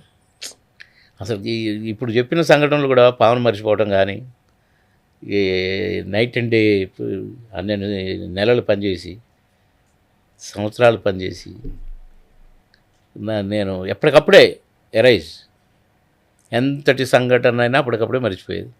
అసలు మంచి స్పీడ్లో వెళ్ళిపోయే బండిని బాబుమోహన్ ఉంటే నటించమని, సినిమాలు చేయమని, ఆ బ్రేకు అసలు ఎంత సఫర్ కావాలి. నేను మామూలుగానే ఉన్నా, నేను అసలు ఏం పట్టించుకోనట్టు, నాకేం తెలియనట్టే ఉన్నా. మళ్ళీ వాళ్ళు దాసరి గారి దగ్గర వచ్చేప్పుడు నేను నవ్వుతూ మాట్లాడుతున్నాను. వాళ్ళు మొక్కలను నెట్టేసుకొని ఇట్లా వాళ్ళు ఉన్నారు. అది అట్లా నేను ఉండాలి అసలు. ఇది నా ఆన్సర్స్గా కూడా దాసరి గారికి అయ్యో నేను కాదు సార్, వాళ్ళే నటించమని ప్రొడ్యూసర్లకు చెప్పారు సార్. ప్రొడ్యూసర్లు ఏమో నాకు పాటలు పెట్టడం. కానీ ఇంకా కారణం అర్థం కావట్లేదు సార్, ఎందుకు నటించామని చెప్పారు? మీరు డామినేట్ చేస్తారు. ఈర్ష. మీకేమైనా రెమ్యూనరేషన్ ఎక్కువ ఉండేది ఆ టైంలో? రెమ్యునరేషన్ గొడవ కాదు, మీరు వస్తే డామినేట్ అవుతారనా? ఇక ఏమనుకున్నారు అంతకంటే నేను ఎక్కువ చెప్పలేరు. అదే సాటి మిత్రుల గురించి నేను మిత్రులే ఇప్పుడైతే మస్తు దోస్తే కదా సార్. ఈ రాష్ట్రం అంతా అసహించుకుంటారు. ఒకళ్ళను ఎందుకు అసహించుకోవాలి? జరిగిన సంఘటనలు ఎందుకు చెప్పాలి నేను? అంటే అంత సంఘటనలు జరిగాయి అయితే మీకు? చాలా జరిగింది, చాలా చాలా. కానీ నేను వినలేదు, నాకేం కనపడలేదు, నాకేం వినపడలేదు అని ఉన్నా కనుక నేను ప్రశాంతంగా ఉన్నాను. ఇప్పటికీ నాకు ఎక్కడన్నా సన్మానం జరిగితే కూడా ఎంక్వైరీలు చేసి ఇట్లా వాడికి జరిగిందట కదా, అయ్యో వాడు అంతేరా ఇట్లా అని మాట్లాడుకుంటుంటారు. ఓహో, ఒకరిద్దరే అందరి దగ్గర అయితే వెళ్ళిపోయారు, మహానుభావులు వెళ్ళిపోయారు. కోట శ్రీనివాసరావు గారు పాపం మంచివాడు బిడ్డ. ఎవరు ఇప్పుడు అన్ని కులాలు మతాలు అన్నీ కలిసిందే కదండి సినిమా ఇండస్ట్రీ. ఒకే కంచంలో ఇద్దరం భోంచేస్తాను. అరే తొందర రారా, నేను వేరే షూటింగ్ పోవాలి అంటే నువ్వు తినన్నా, నేను తర్వాత తింటలే, ప్లేట్లు లేవు, రాబోయ్ ప్లేట్లేదు ఏం లేదు, ఇద్దాం ఎంత ఇగో ఇటు నువ్వు తిని ఇటు నేను తింటుందా, పట్టరా అని నా ముద్ద కలిపి పెట్టేవాడు. ఎవరు సార్? కోటగారు. ఇది కూడా తట్టుకోలేకపోయారు కొందరు. వీళ్ళిద్దరు ఎంత క్లోజ్గా ఉంటారు ఏంటి అని. దాని తర్వాత కూడా మళ్ళీ మీ ఇద్దరం కలిసిపోయి అంతే ఉన్నాం ఫ్రెండ్లీగా. కానీ బాగా అభిమానించేవాడు. నా మైండ్ సెట్ అతనికి బాగా నచ్చింది. ఏమన్నా వీడు అసలు కోపానికి రాడు, ఫీల్ కాడు, పాపం మంచోడు వీడు, వినేమనకూడదు. ఒకసారి మాత్రం వాణిశ్రీ గారు బొబ్బిలి రాజా షూటింగ్, నన్ను పొద్దుటి నుంచి అదో ఇదో అని అంటూనే ఉండి ఆమె వింటుంది. నన్ను పిలిచింది. ఆమె నేను బొబ్బిలి రాజాలోనే ఫస్ట్ టైం చూడటం వాణిశ్రీ గారిని చూసే అవకాశం నాకు రాలేదు. ఆ అదృష్టం డే ఆ రోజు. అక్క గుడ్ మార్నింగ్ అన్న, తమ్ముడు గుడ్ మార్నింగ్ తమ్ముడు అన్నది. తర్వాత తమ్ముడు గుడ్ మార్నింగ్ అని అనేది మరుసటి రోజు నుంచి. ఆమె నన్ను చూడంగానే నేను అక్క అన్నాను, నన్ను చూడంగానే తమ్ముడు అన్నది. ఇక నాకు అరే నన్ను తమ్ముడు అన్నది, పెద్ద స్టార్ కదా. అవునవును, బొబ్బిలి రాజా ఆ షూటింగ్లో అని నేను ఆడ కూర్చుంటే నన్నే అబ్జర్వ్ చేస్తుంది, నవ్వుతుంది నన్ను చూసి. అక్క నేను అక్కడికి వస్తాను, రా తమ్ముడు, అరే కూర్చోయండి రా అక్కడ దగ్గర. అబ్బా మిమ్మల్ని చూడటం ఏంటి అక్క, నేను నా అదృష్టం కాకపోతే. Legendary actor. అమ్మో సామాన్యం. నెంబర్ 1గా ఎన్నాళ్ళు ఉందా, అందరు హీరోలతో ఆమె హీరోయిన్గా. అయితే నన్ను బనాయించటం, ఆ మాటలు ఈ మాట సూటిపొడిగా అనటం ఇవన్నీ వింటుంది. ఫస్ట్ పిక్చర్ నాకు కోటగారితో. విని నన్ను పిలిచి అడిగింది, నిన్ను టీచ్ చేస్తున్నాడు కదా, నేను ఏడిపిస్తున్నాడు కదా అంటే, అవునక్క నువ్వేమైనా ఫీల్ అవుతున్నావు? బే లేదక్క, ఇట ఎంతరో కలుస్తుంటారు, ఇది ఒక జర్నీ కదక్క, ఇంత మంచి తమ్ముడిని ఏడిపిస్తున్నాడు కదా, నువ్వు ఆడ కూర్చో, కోట రావా అని పిలిచింది. కోట ఇటు రావా, ఏంటి సీనియర్ నటుడు నువ్వు ఏంటి, మా తమ్ముడిని చాలా అంటున్నావు, నేను అన్నీ వింటున్నాను, ఆయన ఏం పట్టించుకోవట్లేదని, లేకుంటే సీనియర్ నటుడిని అయిపోయినాయి కానీ నేను ఏదో అనుకుంటున్నాను, మరి నేను సీనియర్ కదా నీకంటే, నేను కూడా తిట్టొచ్చుగా, నేను కూడా టీచ్ చేయొచ్చుగా, నేను బాగా ఇచ్చారు అని. నేను ఇంకొకసారి వింటే మాత్రం నిన్ను వదిలిపెట్టను, వార్నింగ్ అనుకో, నువ్వు ఏమైనా అనుకో, తమ్ముడు మంచోడు, ఫ్రెండ్లీగా ఉండాలయ్యా. మేము ఎంతోమంది ఎలాంటి పిక్చర్స్ చేసాం మేము ఎప్పుడు అనుకుని మా హీరోయిన్లో కూడా మేము ఫ్రెండ్లీగా ఉండేది. వాళ్ళ ఇంటికాడ నుంచి ఏదైనా తెస్తే నేను తినేది, నా దగ్గర నుంచి ఏదైనా తెస్తే వాళ్ళు తినేది, ఇంత బాగుండేటోళ్ళం మేము. పనిలోకి వచ్చిన తర్వాత మా ఇవన్నీ పక్కన పెట్టేది, ఈర్ష్యలు ఉన్నా ఏమున్నా కూడా మేము అసలు కేర్ చేసేవాళ్ళం కాదు. ఇదేంటే పొద్దునక వచ్చినక ఆ నుంచి నువ్వు కుక్క మీద ఇవన్నీ అనేసింది. ప్రతి దానికి వాడిని ఏదో ఒకటి అంటాం, పాపం తమ్ముడిని అని అన్నది. ఆ రోజున నాకు ఎంత ధైర్యం వచ్చిందో. అదే ఆ తెల్లారి నుంచి నన్ను ఏమనలేదు, ఇక నాతో ఫ్రెండ్లీగా ఉన్నాడు. ఏంటి మారిపోయావా, మారినట్టేనంటవా లేక నా ముందేనా?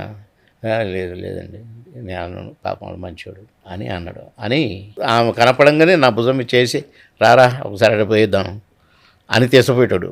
ఇట్లా నన్ను భుజం మీద చేపెట్టుకొని అక్క సినిమాల గురించి, ఆమె చేసిన క్యారెక్టర్ల గురించి చెప్పి మొత్తానికి కాకపట్టేసిండు.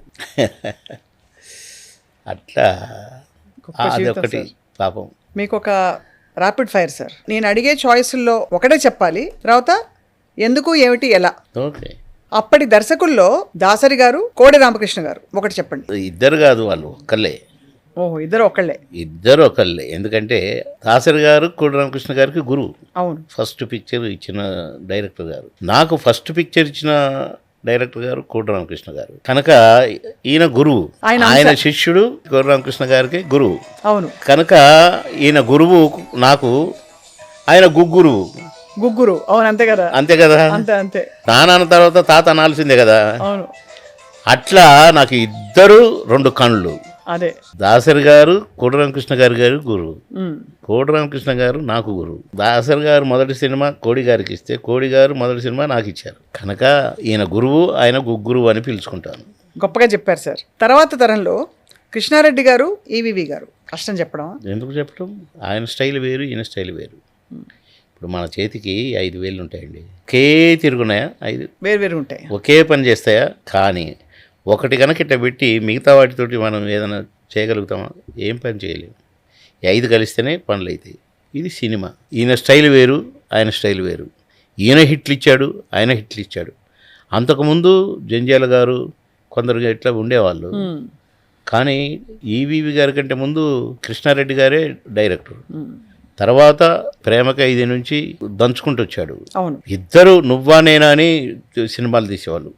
డైరెక్ట్గా తెలిసిపోయేది, నువ్వు ఈ సినిమా తీసావు కాదు, నేను దీన్ని మించింది తీస్తా అని కథ మార్చి, స్టైల్ మార్చి తీసుకుంటూ ఇద్దరు కూడా పాటలు గీటలు అన్ని క్యారెక్టర్స్ అన్నీ ఇద్దరు సినిమాల్లో కూడా నేను ఇంపార్టెంట్ క్యారెక్టర్లే వేసేవాడిని. నువ్వు ఆడ చేసిన ఒక క్యారెక్టర్ నా సినిమా మీద అక్కడ బాగా వచ్చింది అని ఈయన అనుకోలేదు, ఈయన కంటే బాగా వచ్చిందని ఈయన అనుకోలేదు. ఎక్కడి నుంచి వస్తున్నావు, నిన్న ఎక్కడ చేసినావు షూటింగ్? నేను ఈవీ గారు చేసిన అటనా బాగా చేస్తాడు కదా అది. ఇదనేమో కృష్ణారెడ్డి గారి అనేది.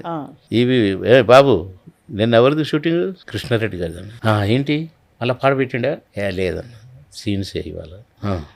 మంచోడే, మంచి క్రియేటర్. ఇట్లా మాట్లాడుకునేవాళ్ళు ఆయన గురించి అయినా, ఆయన గురించి అయినా. కానీ ఇద్దరు కామెడీని బేస్ చేసే ఆయన స్టైల్ ఆఫ్ పిక్చర్స్ మేకింగ్ వేరుగుండేది, ఈయనది వేరుగుండేది. అవును. కనుక వాళ్ళు ఎప్పుడు పోటీ అని ఎప్పుడు అనిపించరు. అనుకోలేదు వాళ్ళు. ఎందుకంటే నేను ఇద్దరికి ఈక్వల్గా చేశాను కదా సినిమాలు. ఆయనకు 10 రోజులు ఇస్తే ఈయనకు 10 రోజులు, ఈయనకు ఒక రోజు ఇస్తే ఒక రోజు, అట్లా చేసేవాడిని. కనుక నాకు ఇద్దరు గ్రేటే. సార్, రాజకీయాల్లో అన్నగారు కేసీఆర్ గారు, అన్నగారు ఎన్టీ రామారావు గారు మ్యాచ్ కాదే, అసలు మ్యాచ్ కావట్లేదు అంటారు. కారు కదా, కారణజన్యుడు ఎన్టీ రామారావు గారు. కారణజన్యుడు కాబట్టి ఎన్టీ రామారావు మనిషి రూపంలో ఉన్న దేవుడు ఆయన. కేసీఆర్ గారు ఆయన కొడుకు పేరు ఏం పెట్టుకున్నారు? తారక రామారావు అని పెట్టుకున్నారు. ఎన్టీ రామారావు గారి తల్లిదండ్రులు పెట్టిన పేరు తారక రామారావు గారు కదా. అసలు ఆయన కొడుకు పేరు ఎవడన్నా పెట్టుకోవడానికి ట్రై చేసినారా కనీసం? దేవుళ్ళ క్యారెక్టర్లు వేసి, రాముడిగా వేసిన, కృష్ణుడిగా వేసిన, దుర్యోధనుడిగా వేసిన, రావణాసురుడిగా వేసిన యాక్టర్ అంటే ఎన్టీ రామారావు గారు. రాముడు అంటే ఎన్టీ రామారావు గారు. అంతే కదా. అట్లా పూజించి కారణజన్యులు ఎన్టీ రామారావు గారు. కానీ అసలు పోల్చడానికి సరిలేదు. సార్, మీ 2 రంగాలు, 2 కళ్ళు, నటన, రాజకీయం. అవును. దేనికి ఎక్కువ మీరు కొంచెం మొగ్గు చూపుతారు? నటనేనా? ఒకటి వెజిటేరియన్ అనుకోవచ్చు, ఒకటి నాన్ వెజిటేరియన్ అనుకోవచ్చు. ఇప్పుడు వెజిటేరియన్ అయిపోయారు కదా సార్ మీరు. నేను కాదండి, సమాజం. అదే కరెక్టే. సమాజానికి అర్థమయ్యేది, సమాజానికి సరిపోయేటట్టుగా చెప్పాలి ఆన్సర్. మీరు సామాన్యులు గారు కదా మాకు. సార్, ఒకటి సేవ, ప్రజాసేవ. అది అందరికి రాదు. సేవ మహత్తరమైంది. అలాగని రాజకీయం సేవ. అవును. ఇది నటనేమో ఎదుటి వాళ్ళని నవ్వించేది, ఆనందపరిచేది. అది సేవే కదా ఒకలాగా. అంటే మీరు ఎంత వృత్తి అయినా అదే అంటున్నాను. అది సేవే, ఇది సేవే. ఇదేమో నటన పరంగా నవ్వించటం, అదేమో సేవ పరంగా నవ్వించటం. కానీ రెండిట్లలో నేను ఫస్ట్ క్లాస్ మార్కులు తెచ్చుకోవటం నా అదృష్టం. అంతే కదా. Great great great. ఇప్పటికీ దేవుడు అంటారు. బాబుమోహన్ గారు దేవుడు. అంకుశం, మామగారు 2 సినిమాలు. రెండే. ఎందుకంటే ఒకటి చెప్పండి సార్, ఏదైనా ఒకటి కాదు. ఒక్క ఆన్సర్. నా ఆన్సర్ కరెక్ట్ కాకపోతే నేను ఒప్పుకుంటా. ఎందుకంటే ఇది కాంపిటీషన్, నేను ఓడిపోను. అంటే కరెక్ట్ ఆన్సర్ చెప్పకపోతే ఓడిపోయినట్టు. అంకుశము ఒక రాజకీయపరమైన, నేను ఒక సారా కాంట్రాక్టర్ క్యారెక్టర్. మామగారు ఒక అడుక్కునేవాడు, అదేమో కోటీశ్వరుడు, సారా కాంట్రాక్టర్. కనుక ఆ క్యారెక్టర్ వేరు, ఈ క్యారెక్టర్ వేరు. దానికి ఎన్నో అవార్డులు వచ్చినాయి, దీనికి ఎన్నో అవార్డులు వచ్చినాయి. ఇదేమో థర్డ్ పిక్చరు, ఏది అంకుశం. అదేమో 50-60 సినిమాల తర్వాత మామగారు. దీంట్లోనేమో కామెడీ విలన్, దీంట్లోనే ప్యూర్ కమెడియన్. కాబట్టి పోల్చలేము. కనుక పోల్చలేము. రెండింటికి కూడా 100కి 100 మార్క్స్ తెచ్చుకోగలిగింది అంటే అది నా పూర్వజన్మ సుకృతం. ఆ కళామ తల్లి దీవెన. నేనేం చేయలేదు, నాకేం రాదు. కోట శ్రీనివాసరావు గారు, బ్రహ్మానందం గారు ఇద్దరు మిత్రులే నాకు. ఇద్దరం కూడా పోటీపడి నటించేది. కొన్ని పేపర్లు కానీ సినిమా ఇండస్ట్రీలో కొందరు పెద్దలు కానీ మాకు పేర్లు పెట్టారు, 3 ఇన్వైటబుల్స్ అని. ఈ ముగ్గురు ఉంటేనే సినిమా, ఈ ముగ్గురు లేకుంటే సినిమా లేదు. 3 మహారథి అదే అన్నారు చాలామంది. ఒక్కొక్కరు ఒక్కొక్క రకంగా అన్నారు. 3 ఇన్నోవేటబుల్స్, వీళ్ళు లేకుంటే సినిమా లేదు అని అంత పెద్ద మాట. అట్లాగే ఉండేది కూడా. వీళ్ళు ముగ్గురు ఉన్నారా లేదా అని చూసేవాళ్ళండి. బాబుమోహన్ ఉండా, అంతేకాదు ముగ్గురు ఉన్నారా లేదా అని చూసేవాళ్ళు. కొద్దిగా ఈ మామగారు, మాయలుడు ఈ సినిమాలు వచ్చిన తర్వాత ఇక అసలు ఆ చినుకు చినుకు అందరితో పాట తర్వాత బాబుమోహన్ ఉండా లేడా, లేడా బాబుమోహన్ అరే అని సినిమా చూసేవాళ్ళు గారు. అది వాల్ పోస్టర్లుగా కూడా ఫోటో పెడితే ఫోటో చూసి ఉన్నాడు బాబుమోహన్ ఉండి పదండి అని పోయేదట. నేను విన్నది కాదు, నాకు చెప్పినారు సినిమా పెద్దలు. కనుక అది పూర్వజన్మ సుకృతమే. బాబుమోహన్ గారు, ఫైనలీ సార్ మీరు పార్టీ ఏమన్నా మారుతారా? ఇంకేం అనుకోలేదండి. ఆ మారే అవకాశం వచ్చుదో రాదు. అసలు నేను పాలిటిక్స్ ఎందుకంటే మీరు టీడీపీలో ఉండి మరి రేవంత్ రెడ్డి గారు కూడా మీకు చాలా దగ్గర ఉంటారు. అయ్యా నా తమ్ముడు, నన్ను బాబన్న అని పిలిచేది, నా తమ్ముడు అని పిలిచేది. నేను మంత్రి, ఆయన ఎమ్మెల్యే ఎంట్రీ. కనుక కాలం నిర్ణయిస్తున్నా సార్, మీరు నిర్ణయించుకుంటారా? అంటే నేను రేపటి గురించి మాట్లాడను మేడం. నేను ఊహించిన మేడం పోయి అమెరికాలో సెటిల్ అయిపోద్ది, పిల్లల్ని అక్కడ అమెరికాలో చదివించుకుంటూ మళ్ళీ ఇక్కడ అటెండెంట్స్ వేసుకుంటూ బాంబులు వేసుకుంటూ ఈ 2 డబుల్ యాక్షన్ చేస్తారని మేము ఎప్పుడైనా అనుకున్నామా? అలాగే అంటారు. కూతురుని యాజ్ ఇట్ ఈజ్గా మళ్ళీ ఇంకొక మేడంను తయారు చేయడానికి తయారు చేస్తున్నారు. మళ్ళీ ఎప్పుడో దించుతారు ఇటు. లేదు సార్, వాళ్ళందరూ మీడియా వైపే రావట్లేదు. హ్యాపీగా ఇంజనీర్లు అయ్యి చదువుకుందామని ఇంజనీరింగ్ చదివి అలాగా. కానీ మీ వారసులు సార్, మీ నట వారసులు ఎవరు? పెద్ద మనవరాలకు చాలా ఛాన్సెస్ ఉన్నాయి. ఓక్ రిడ్జ్లో నన్ను ఒకరోజు అమ్మాయి 3వ క్లాసు స్కూల్లే తాతయ్య అందరూ నిన్ను అడుగుతున్నారు, తాతయ్య ఎందుకు నాట వస్తారా, నువ్వు కలిసిపోదాం అని. నేను షూటింగ్కి పోయి కొద్దిగా లేట్ అయింది, గబగబా వచ్చి డ్రెస్ చేంజ్ చేసుకొని పదాన్ని కరెక్ట్గా పోయినాం. నా కోసం చూసి లేట్ అవుతుందని పోయి, నేను ఆమె నాటకంలో నటిస్తుందని నేను అనుకోలేదు, నాకు అది చెప్పలా, అందరు అడుగుతున్నారు అని చెప్పింది. సరే నేను అట్లా పోయినా మా మనవరాలే మైక్ ముందు డైలాగ్ మాట్లాడుతుంది ఇట్లా. అబ్బా చెప్పి యూనో అది అని ఏదో అడుగుతుంది అని, దాని యూ డూ లైక్ దిస్ అది అని చెప్పి సజెషన్స్ ఇస్తుంది. మళ్ళీ నేను కుర్చీలో కూడా కూర్చోలే, అంతే నిలబడిపోయినా. నాటకం వేస్తుందా, ఏం తెలిసిన నాటకం వేస్తుంది అని నేను ఆశ్చర్యపోయినా. అది చూసినాక అనుకున్నా, అమ్మ ఖచ్చితంగా వారసురాలే అని. ఇప్పటికి అడుగుద్ది. మొన్న ఈ మధ్య అడిగింది, తాతయ్య నేను సినిమాలో వేస్తా తాతయ్య. ఎన్నేళ్ళు సార్ ఇప్పుడు? 19th ఇయర్ వచ్చింది ఇప్పుడు. 19 years మనవరాలు మీకు ఉందంటే ఎవరైనా నమ్ముతారు సార్? డిగ్రీ ఫైనల్ ఇయర్, ఇంకొక 8 నెలలు అయితే డిగ్రీ అయిపోద్ది. హ్యాపీ. అయితే తన్ని ఫిల్మ్ రంగం ఆమెకి బాగా ఇంట్రెస్ట్ ఉంది, కానీ మా బాబుకి ఇష్టం లేదు. ఒకటి. రెండవది ఆమె పైలట్ చేయాలని ఉంది, పైలట్ నవ్వాలని. నేను పైలట్ నవ్వుతాను తాత. కోర్స్ కూడా అదే తీసుకుంది ఇప్పుడు. అక్కడ MBA చదవాలట, దానికి ఏదో కోర్స్ ఉందట. అమెరికానే పోవాలి. నేను అమెరికా పోతుంటే నాకు అనగానే ఏడుస్తున్నా. నేను పిల్లల్ని ఇద్దరిని వదిలి ఉండలేను. బాగా ప్రాణం నాకు. ఎందుకంటే డెఫినెట్గా పెద్ద పాప మా అమ్మే. మా ఇంట్లో 2 బర్రెలు పాలు ఇచ్చేటివి. మజ్జిగ చేసి కబంతో చిలికి నేను స్కూల్కి పోయే టైం కరెక్ట్గా, బాబు టైం అయిందిరా రా అనగానే పరిగెత్తేది బ్యాగ్ వేసుకొని. 2 శారీలతో ఇట్లా వెన్న తీసి పెట్టేది. అదే బ్రేక్ఫాస్ట్ నాకు. నేను సాయంత్రం స్కూల్ నుంచి వచ్చినాక, అమ్మ ఇంత మజ్జిగ ఎందుకమ్మా, 2 పెద్ద బాణాల నిండా పెట్టారు, ఆ కొబ్బరి చిప్పల్ని కర్రబెట్టి అది పోసుకునేలా చేసి, ఎందుకమ్మా అంటే, నాన్న పాపం డబ్బులు లేని వాళ్ళు ఉంటారా, పేదోళ్ళు, వాళ్ళకు మజ్జిగ ఎక్కడి నుంచి వస్తుంది పాపం, మన ఇంటి నుండి ఉంది కదా, అందుకని నేను అట్లా వాటాలు పోసి పెడితే అందరూ ఎవరికి అవసరం ఉన్నంత వాళ్ళు మజ్జిగ తీసుకుపోతారా అని చెప్పింది మా అమ్మ. సేమ్ లక్షణాలు పెద్ద పాపలో ఉన్నాయి. చిన్న ఆమె సైలెంట్. వాడు బర్గర్లే తినేది, ఏమో బర్గర్లే తింటుంది. వాడు స్వీట్ ఎక్కువ తినాడు, కార జంతికలు అవి బాగా ఇష్టం వాడికి, ఏమక ఏ ఇష్టం. చిన్న పాప కనుక మా అమ్మ నా చనిపోయిన కుమారుడు ఇద్దరు మా ఇంట్లో పుట్టారు, వాళ్ళే వచ్చారు, సేమ్ గుణగణాలతో వచ్చారని నమ్ముతారా? చాలా సంతోషపడుతుంటా. మీ మంచి మనసుతో మీరు అన్నీ మంచి చూస్తారు కాబట్టి ఏది జరిగినా దాన్ని పక్కన పెట్టి దూసుకెళ్ళిపోయారు. అంతే. ఇంకా the best is yet to come అనిపిస్తోంది. అంటే రాబోయే రోజుల్లో మీకు ఏ పార్టీ ఏ టికెట్ వరించి వస్తుందో అందుకనే నేను సైలెంట్గా ఉన్నాను. అంతే, వెయిట్ చేసి చూడాలంటారు అయితే టైంకి. కానీ మేము మాత్రం అప్పుడప్పుడు డిస్టర్బ్ చేస్తాం సార్, మాతో కొన్ని కబుర్లు చెప్పాలి ఏమైనా మా చేయొచ్చు. ప్రేక్షకుల కోసం. పాలిటిక్స్లో ఎట్లుంటుందంటే అండి, అంటే నేను గ్రహించింది ఎప్పుడు ఏదైనా జరగవచ్చు, అవును, బండి ఎటైనా తిరగచ్చు, కానీ దేవుడు ఏ రాత రాస్తాడో మనకు తెలియదే, ఎటు పొమ్మంటాడో తెలియదే. కానీ మనం ఎందుకు టెంప్ట్ అవ్వాలా? రాజకీయ నాయకుడిగా చేయొచ్చునో చేయకపోవచ్చునో, అవకాశం రావచ్చు, ఇవ్వచ్చునో ఇవ్వకపోవచ్చునో. నేనా ఇండ్లకు పోవాలి అందులోకి పోవాలని నాకు లేదు, నేను అట్లా ఆలోచన కూడా రాలేదు నాకు. కనుక చూద్దాం. ధన్యవాదాలు Babu Mohan garu, thank you so much sir. Next time అద్భుతమైన మీ అంటే ఇంకా నెక్స్ట్ మీ పొలిటికల్ నెక్స్ట్ స్టెప్స్ తోటి మన నెక్స్ట్ ఇంటర్వ్యూ జరగబోతోంది. Thank you very much. నమస్తే సార్.